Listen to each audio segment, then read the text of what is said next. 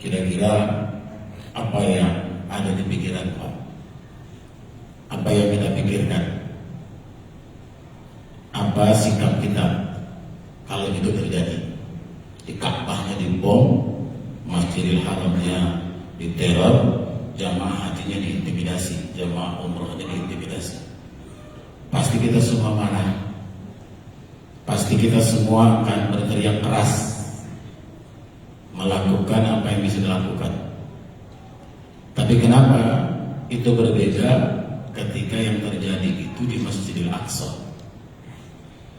Kenapa tidak sama sikap kita kalau yang terjadi itu di Baitul Maqdis, di Yerusalem, di Palestina? Kenapa Pak? Kenapa Ibu? Karena kita masih menganggap beda antara Ka'bah Baitullah, Masjidil Haram dengan Masjidil Aqsa. Padahal sahabat Rasulullah SAW, Umar ibn Khattab, beliau menyatakan, wa mal Quds indallah illa ka Makkah. Tiadalah Al-Quds, tiadalah Baitul Maqdis, tiadalah Masjidil Aqsa di sisi Allah illa ka Makkah, seperti Makkah, illa ka Ka'bah, seperti Ka'bah. Karena Baitul Maqdis atau yang kita kenal juga dengan Masjidil Aqsa adalah kiblat pertama kita. Sebelum kita berkiblat sholat ke Masjidil Haram sekarang ini, Ka'bah Baitullah, kiblat pertama itu di mana Bu? Masjidil Aqsa. Kalau ibu bapak haji atau umroh ziarah, pasti ziarah salah satunya di Bali itu Masjid Qiblatain. Masjid Qiblatain itu masjid tempat turunnya ayat untuk Rasulullah balik arah. Waktu di Mekah, Rasulullah bisa menghadap Ka'bah sekaligus Masjidil Aqsa. Tapi begitu pindah ke Madinah, maka posisinya sudah bertukar. Tidak bisa lagi. Kalau menghadap ke Masjidil Aqsa, artinya membelakangi Ka'bah. Ibaratnya kalau dari Padang baik ke Bukit Tinggi, misalnya Masjid Aqsa-nya di Bukit Tinggi, sholat awal di Padang, Masjid Aqsa-nya di Pariaman, sholat awal di Padang, insya Allah menghadap dua-duanya.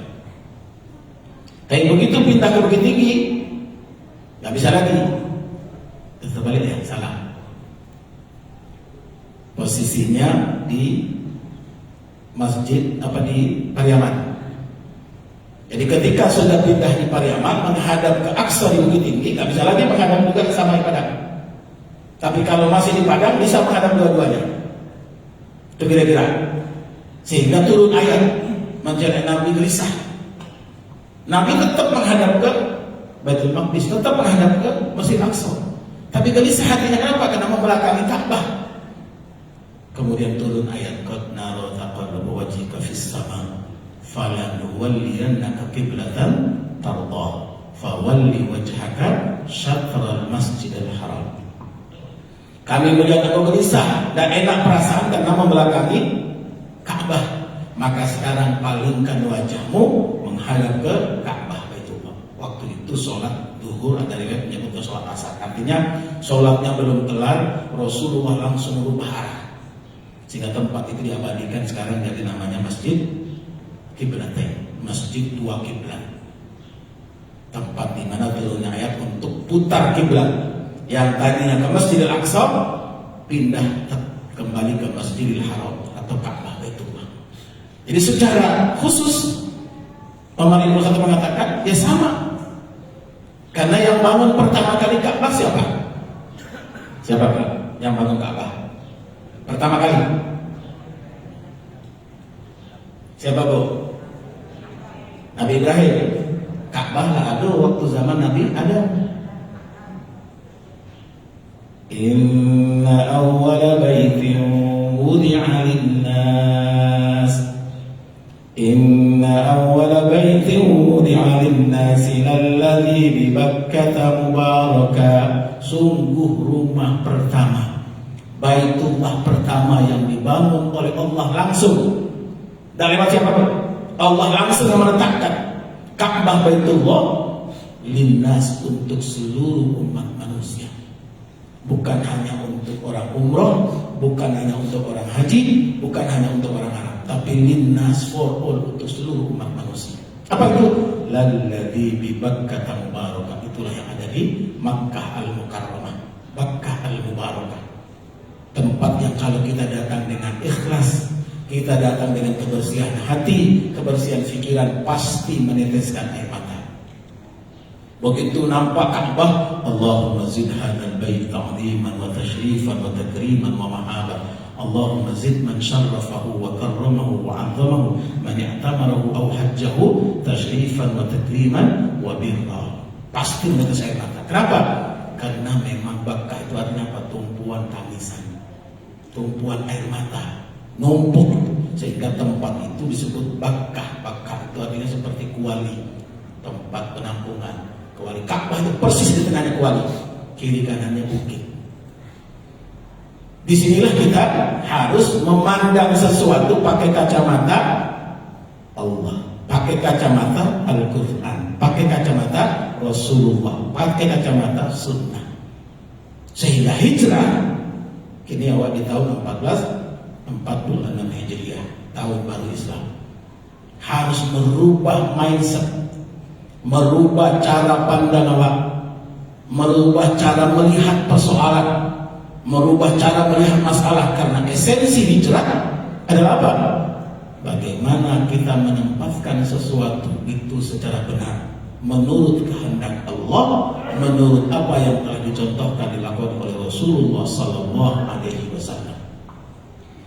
Karena hijrah kini tidak mesti pindah tampek, hijrah sekarang tidak mesti pindah posisi, tetap di tempatnya, tapi yang berubah adalah cara pandang kita, cara melihat masalah, cara menentukan sikap.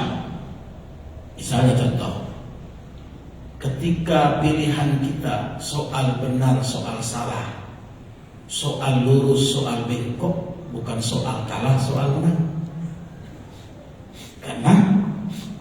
Kenapa? Yang menang bisa jadi diizinkan oleh Allah, tapi belum tentu diridhoi oleh Allah. Sama dengan maling, pancilok. Orang kalau maling diizinkan Allah nggak? Diizinkan Allah. Allah kasih kekuatan tangannya, Allah kasih kekuatan kakinya, bisa lompat dari lantai 2, lantai 3 sekalipun bisa. Kenapa? Atas izin Allah. Tapi yang jadi persoalan, apakah Allah ridho? Itu yang jadi persoalan. Maka mindset kita, cara pandang kita sebagai orang beriman, sebagai umat Rasulullah SAW adalah merubah sikap itu. Jangan mentang-mentang karena diizinkan oleh Allah berarti Allah sudah setuju. Tidak. Allah izinkan karena memang Allah beri kekuatan di tangan, Allah izinkan, Allah beri kekuatan di kaki, apalagi pikiran dan perasaan. Tapi yang kita butuhkan bagaimana apa yang kita lakukan itu mendapatkan ridho dari Allah. Karena itu di Al-Quran apa diajarkan? Rabbi auzi'ni an ashkura ni'mataka allati an'amta 'alai wa 'ala walidai wa an a'mala salihan tardah wa aslih li fi dzurriyyati inni tubtu ilaik wa inni minal muslimin. Rabbi auzi'ni, ya Allah, kasih ya Allah kekuatan, kasih ya Allah tenaga. Untuk apa? Untuk bersyukur kepadamu atas apa yang Kau telah berikan kepadaku dan kedua orang tua. Wa an a'mala salihan, agar aku bisa berbuat baik. Masih koma. Karena berbuat baik belum tentu diridhai oleh Allah. Ada perbuatan baik kita berdasarkan apa? Perasaan awak. Tapi apakah perbuatan baik kita diridhai oleh Allah? Karena menurut perasaan kita benar, belum tentu. Maka mengukur sesuatu nggak boleh pakai perasaan. Kalau mengukurnya pakai perasaan, yang benar bisa jadi salah, yang salah bisa jadi benar. Karena pakai perasaan. Maaf, contoh misalnya orang mengambil riba, makan riba, kan pakai perasaan juga, setuju orang yang mau diambil itu. Agi balik hampir, agi hampir balik setuju. Setuju enggak? Setuju. Orang setuju belum tentu benar. Kan suka sama suka? Iya. Suka sama suka itu dalam perkara yang boleh, dalam perkara yang halal, dalam perkara perkara yang dibenarkan, bukan pada sesuatu yang tidak dibenarkan, bukan pada sesuatu yang terlarang, bukan salah satu yang dosa. Tak boleh. Jadi misalnya kalau maaf, ada suami ibu tiba-tiba bilang sama ibu, "Oh, maaf, dia apa panggilannya? Boleh nggak sekali-sekali Bapak abang nginep di sebelah, kasihan tuh ibu di sebelah, suaminya 6 tahun 6 bulan sekali baru pulang." Boleh nggak? Nggak boleh. Nggak bisa karena hanya kasihan, karena hanya ukuran perasaan. Nggak boleh. Ukurannya benar apa tidak? Baru. Sehingga Al-Quran menuntun kita lengkap sekali. Ya ayyuhalladzina amanu la ta'kulu amwalakum bainakum bil batil illa an takuna tijarah an taradin minkum. Wahai orang-orang beriman, jangan makan harta orang lain. Pitiawan tak boleh bertambah, uang kita tak boleh jadi bertambah tanpa ada bisnis, tanpa ada kerjaan, tanpa ada jual beli. Jadi uang yang kita simpan tak boleh bertambah, kecuali kalau sudah dibisniskan. Kalau hanya uangnya kemudian minta tambah, tidak boleh, tidak dibenarkan dalam Islam. Harus ada yang dikerjakan, harus ada yang dibuat, harus ada yang dibisniskan, sehingga membawa keuntungan. Untung seketik tapi berkah, untungnya sedikit tapi membuat tenang dan senang. Inilah persepsi, inilah pandangan yang harus kita hijrahkan. Sehingga insya Allah sebagaimana janji Allah, wa may yuhajir fi sabilillah yajid fil ardi muragaman katsiran wa sa'a. Siapa yang berkomitmen berubah karena Allah, ingin lebih elok hidupnya karena Allah, ingin lebih baik penampilannya karena Allah, ingin lebih baik pergaulannya karena Allah, apa janji Allah? Sayajid fil ardi muragaman katsiran wa sa'a.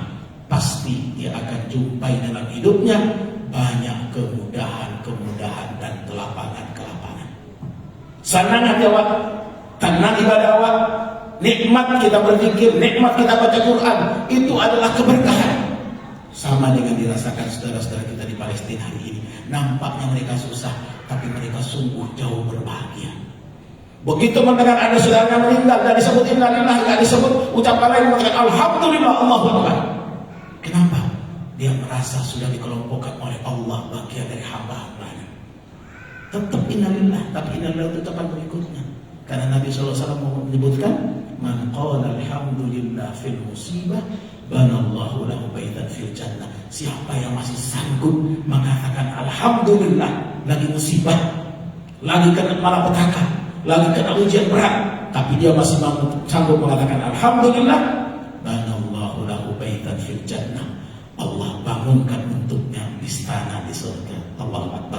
Mudah-mudahan kita semua di momentum awal tahun baru Hijriah Al-Muharram 1446 Hijriah ini kita merubah mindset kita, merubah cara pandang kita, melihat semua persoalan, melihat semua masalah dengan kacamata Al-Quran, dengan maunya Allah, dengan kacamata sunnah, dengan maunya Rasulullah SAW. Minimal orang-orang soleh di zaman kita ini, insya Allah. Barangkali ini akan sampaikan pada Duhur Mubarak ini. Semoga ada keberkahan buat kita semuanya. Hadanallah bermain. Wassalamualaikum warahmatullahi wabarakatuh.